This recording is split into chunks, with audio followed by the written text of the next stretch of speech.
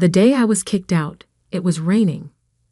Not the gentle spring rain that nurtures flowers, but the kind that stings your skin and soaks through your clothes in seconds. I stood there, my hastily packed duffel bag getting heavier by the minute as water seeped into the fabric. "You're a disappointment, Oliver." My father's words cut through the sound of raindrops hitting the pavement. "A complete failure." My mother stood behind him in the doorway, arms crossed, her face a mask of disapproval. The same face she'd worn when I told them I wanted to study computer engineering instead of taking over their precious Mason Industries. "All these years of grooming you for the company," she said, her voice dripping with disdain. "And you throw it away for what? Some foolish dream of creating apps." I was 18, fresh out of high school, and my crime was refusing to attend the business school they'd chosen. I had different plans, different dreams. I wanted to build something of my own, not inherit their legacy. "If you walk away now," my father's voice turned cold, "don't ever come back. You'll get nothing from us. No support, no inheritance, nothing." I adjusted the strap of my bag and met his gaze. "Fine." That one word seemed to shock them both. They had expected me to break, to give in like I always had before.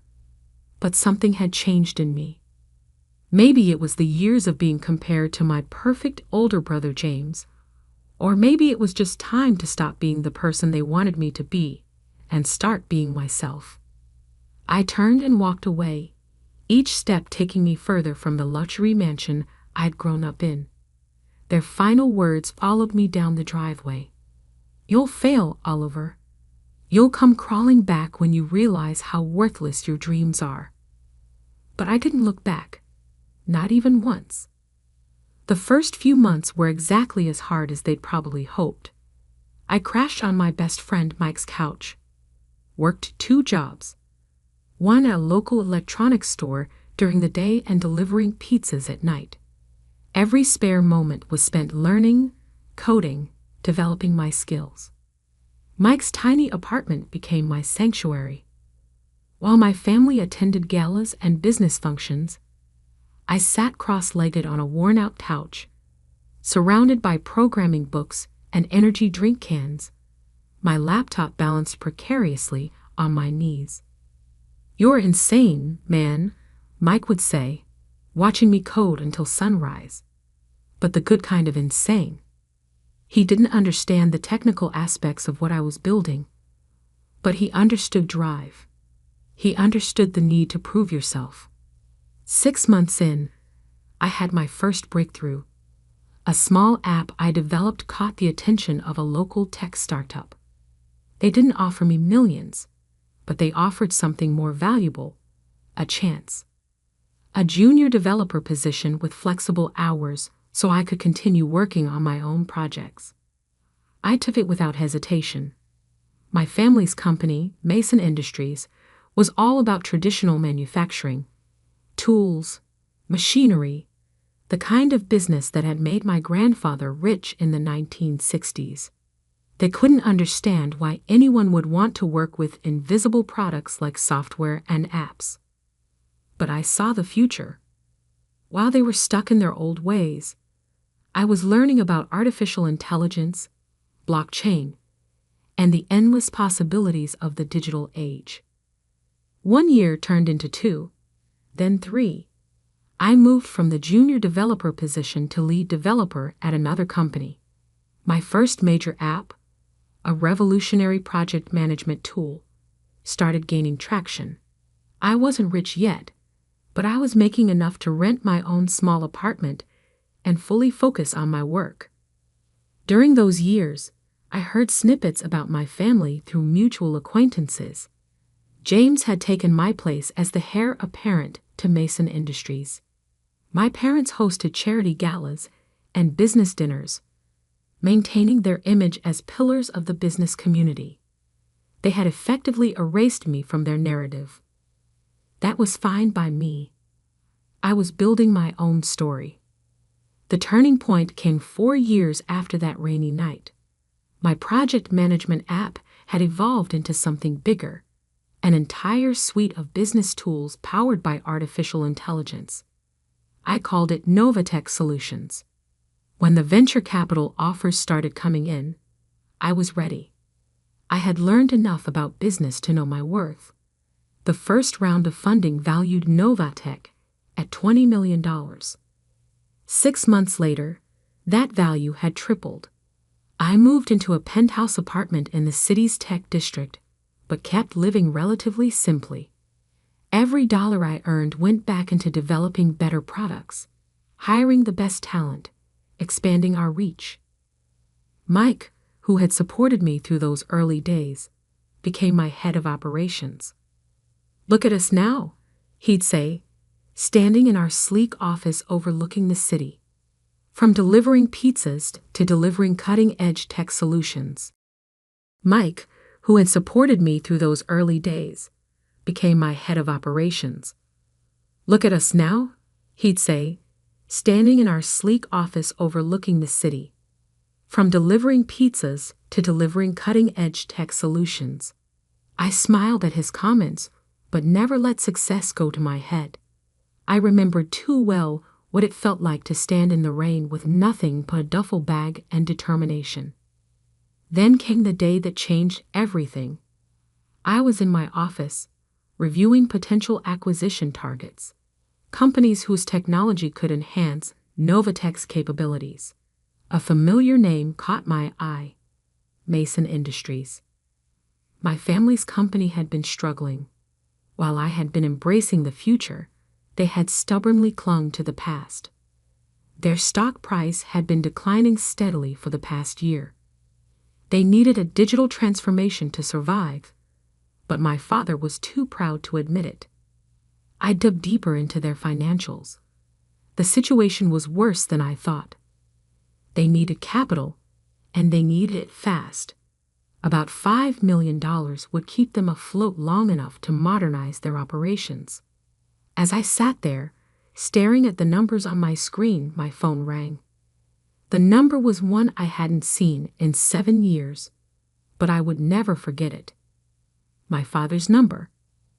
I let it ring 3 times, each ring echoing the words he had spoken that rainy night. "You're a disappointment, Oliver. A complete failure. Don't ever come back." On the 4th ring, I picked up. "Hello, Father," I said, keeping my voice neutral. "I've been expecting your call." The silence on the other end lasted so long I thought he might have hung up. Then I heard him clear his throat. "Oliver," he said, his voice lacking its usual authority. "We need to talk." I leaned back in my chair, looking out at the city skyline. "Yes," I replied. "I believe we do." The Mason Industries headquarters hadn't changed in 7 years. The same imposing granite facade, the same golden letters announcing the company name, the same stern-faced security guards at the entrance. But I was different. As I walked through the lobby, memories flooded back. Summer afternoons spent watching my father in board meetings, weekends when he dragged me along to inspect the factory floor, endless lectures about responsibility and legacy. "Mr. Mason?" The receptionist's eyes widened slightly as she recognized my face. "Your father is expecting you in the main conference room." I nodded, adjusting my Italian suit. Not out of nervousness, those days were long gone, but out of habit. Success had taught me the importance of appearances, though unlike my family, I knew they were just that. Appearances. The elevator ride to the top floor gave me time to review the numbers in my head. Mason Industries was hemorrhaging money. Their quarterly reports showed a 60% decline in profits. Their stock had plummeted from $85 to $12 per share. They needed more than just capital. They needed a complete overhaul. The conference room doors opened to reveal a scene I couldn't have imagined 7 years ago. My father, the mighty Richard Mason, looked older, tired. His perfectly tailored suit couldn't hide the weight he'd lost. My mother sat beside him, her usually impeccable makeup slightly smudged, as if she'd been rubbing her eyes. James, my older brother, stood by the window. He'd gained weight, his face puffy from too many business dinners and too much stress. The golden boy didn't look so golden anymore. Oliver, my father said, standing up. He extended his hand, then seemed to think better of it and pulled it back. Thank you for coming. I took a seat at the opposite end of the table, placing my briefcase carefully in front of me. Let's skip the pleasantries, I said. I've seen your numbers. James turned from the window, his face flushing. You've been spying on us? Publicly available information, brother. Your company's decline isn't exactly a secret. My mother flinched at the word your, not our. Not anymore. We've had some setbacks, my father began, his voice taking on the smooth tone he used for difficult business negotiations. The market has been unpredictable, and our traditional customer base. Your traditional customer base is shrinking because you've refused to adapt. I cut in. The world is digital now. Manufacturing isn't just about machinery anymore. It's about smart factories, IoT integration, predictive maintenance using AI. James scoffed. And I suppose you're the expert now, with your little computer programs.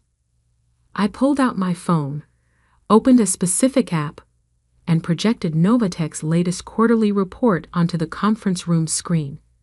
The numbers spoke for themselves.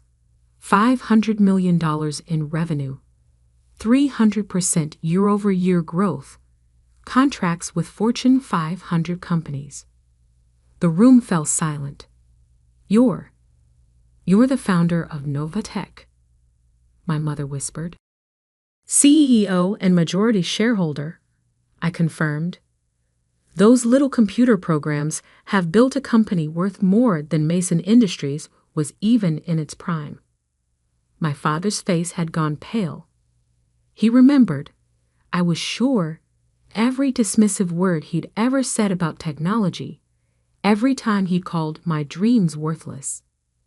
We need $5 million, he said finally, his voice hoarse. A bridge loan to implement necessary modernization changes. We can offer favorable terms. I'm not interested in a loan, I interrupted, opening my briefcase. I'm interested in acquisition. The word hung in the air like a thundercloud. James pushed away from the window, his face contorted with anger.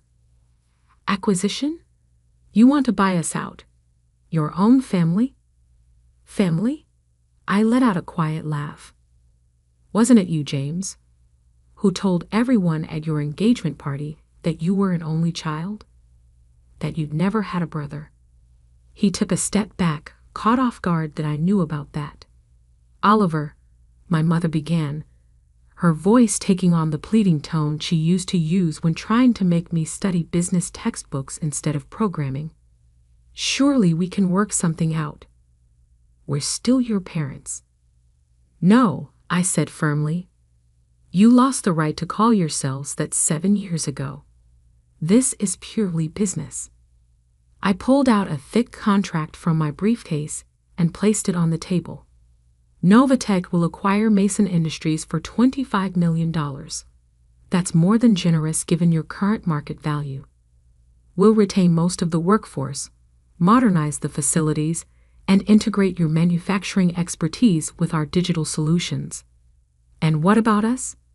James demanded. What happens to the family? I met his gaze steadily. You'll be offered a position in the newly formed division, a junior position where you'll have to earn any promotions based on merit, not bloodline. Father can serve as an advisor during the transition, after which he'll retire with a comfortable pension. Mother's social connections might be useful for client relations, But that's up to her. My father's hands were trembling slightly as he reached for the contract. And if we refuse, then I leave, and you can try explaining to your shareholders why you turned down a lifeline. Your stock will probably drop another 50% by next week. You might last another month. Maybe 2. Then bankruptcy. The room fell silent except for the sound of paper rustling as my father slowly turned the pages of the contract.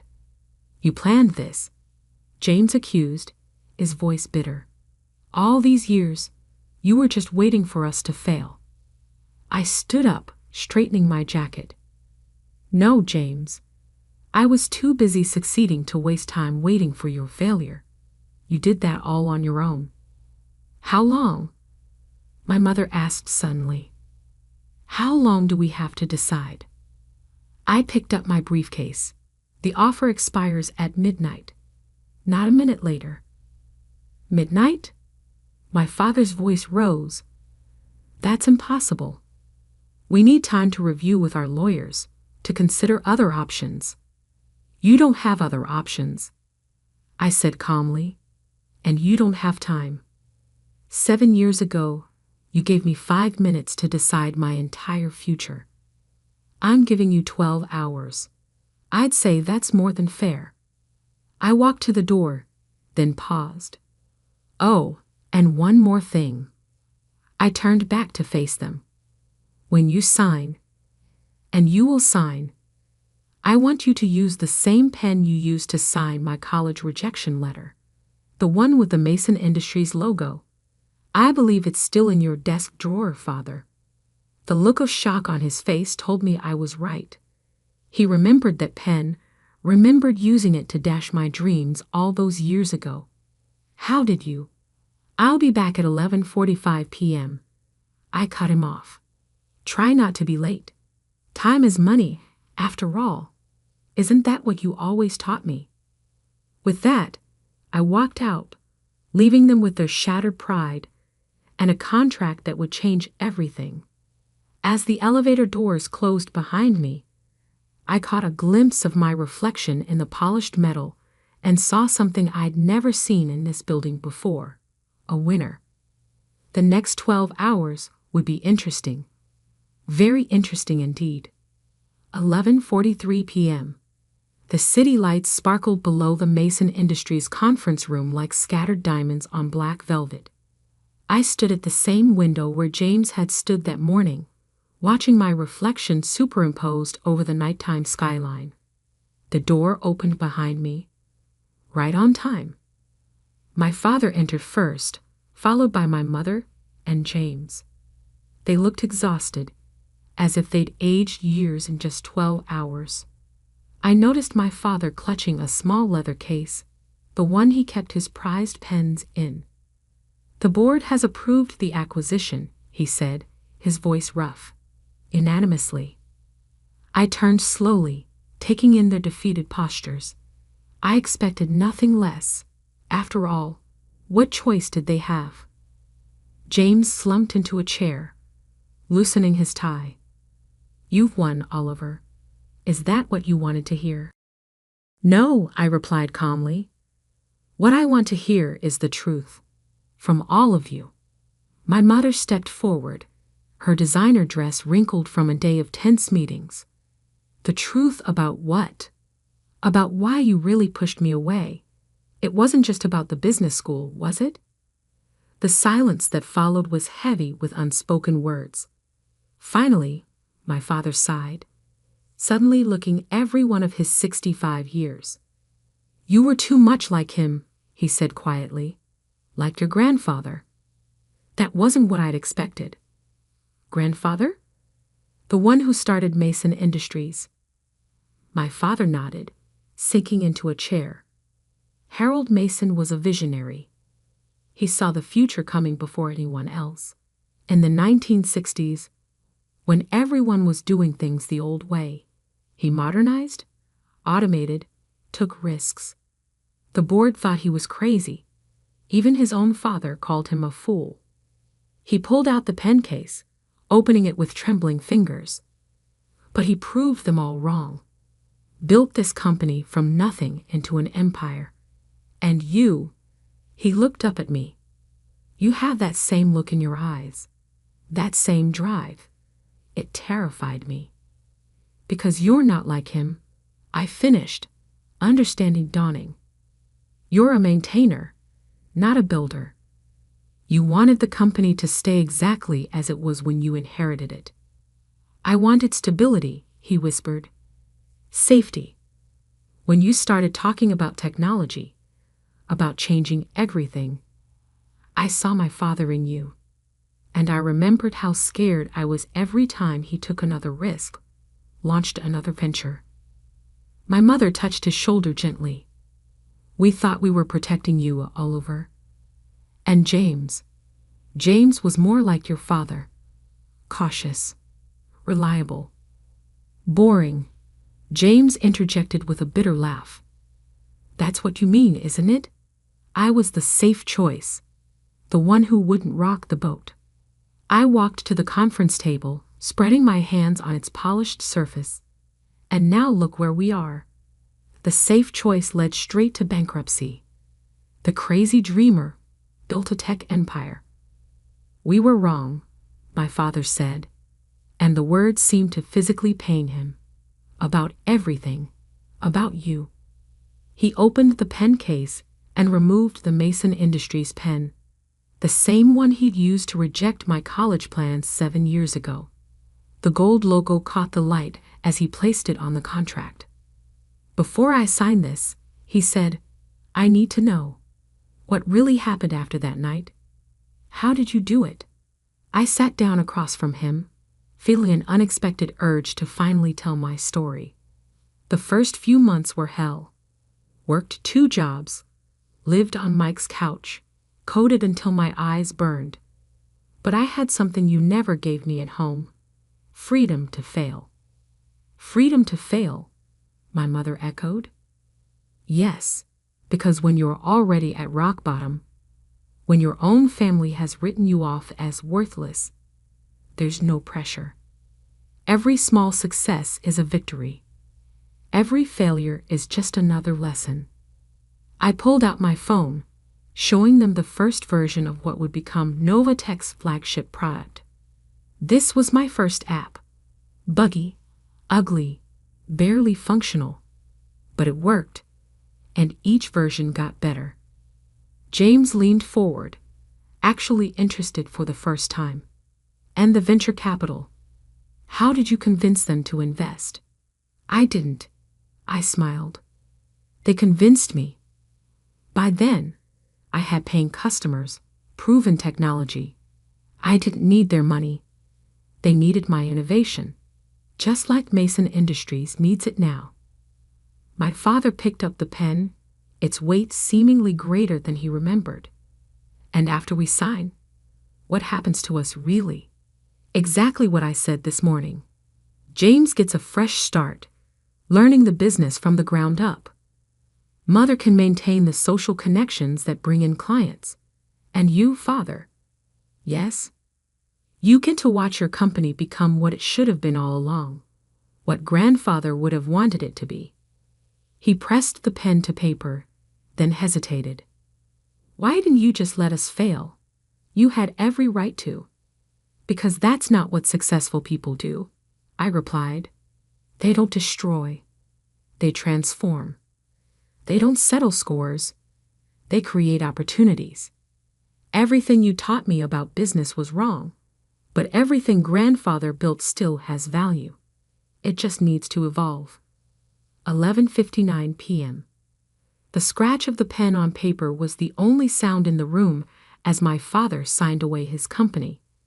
My mother wiped away tears as she added her signature. James, surprisingly, signed without hesitation. As I reached for the contract, my father grabbed my wrist, not roughly, but with an urgency I hadn't seen from him before. "Oliver," he said, his voice cracking. I'm sorry. For everything." I looked into his eyes, the same eyes that had once looked at me with such disappointment, and saw something new there. Respect. maybe even a glimmer of pride. "I know," I said softly, taking the contract. "But it's not me you need to apologize to. It's yourself, for being too afraid to embrace change. For letting fear of failure stop you from trying anything new. Can you ever forgive us?" my mother asked. I stood, tucking the contract into my briefcase. "I forgave you years ago. That's why I'm here now, saving what's left of Mason Industries instead of watching it crumble." "And us?" James asked. Can we be a family again?" "That depends," I replied. "Are you ready to be part of a family where success isn't measured by how well you maintain the status quo, but by how bravely you face the future?" One by one they nodded. "Then yes, we can try. Not as the Masons who kicked out their son for daring to dream differently, but as the Masons who learned that true legacy isn't about preserving the past. It's about building the future." I walked to the door, then turned back one last time. "Board meeting tomorrow at 9 a.m. Don't be late. We have a company to rebuild." As I rode the elevator down to the lobby, I thought about that rainy night 7 years ago. The scared 18-year-old with a duffel bag and a dream. If someone had told him that one day he'd own the building he was being kicked out of, he probably wouldn't have believed it. But that's the thing about dreams. They don't need anyone's permission to come true. They just need someone brave enough to chase them. Mike was waiting in my car outside. "How'd it go, boss?" I showed him the signed contract. Mason Industries is now part of Nova Tech Solutions. He grinned. "And the family drama?" "That's a work in progress," I replied, looking up at the building that would now be part of my company. But for the first time in 7 years, it feels like there might actually be progress. "Just remember," Mike said as we pulled away from the curb, "no matter what happens with them, you've already proven yourself. To yourself. And that's what matters." I nodded, watching Mason Industries shrink in the rearview mirror. He was right. Success wasn't about proving my parents wrong. It was about proving myself right. Everything else was just details. Tomorrow would bring new challenges. Integrating the companies. Modernizing the facilities. Rebuilding family relationships. But I was ready for all of it. After all, I was Oliver Mason, the failure who succeeded, the reject who returned victorious, the son who surpassed his father's dreams by daring to dream his own. And this was just the beginning.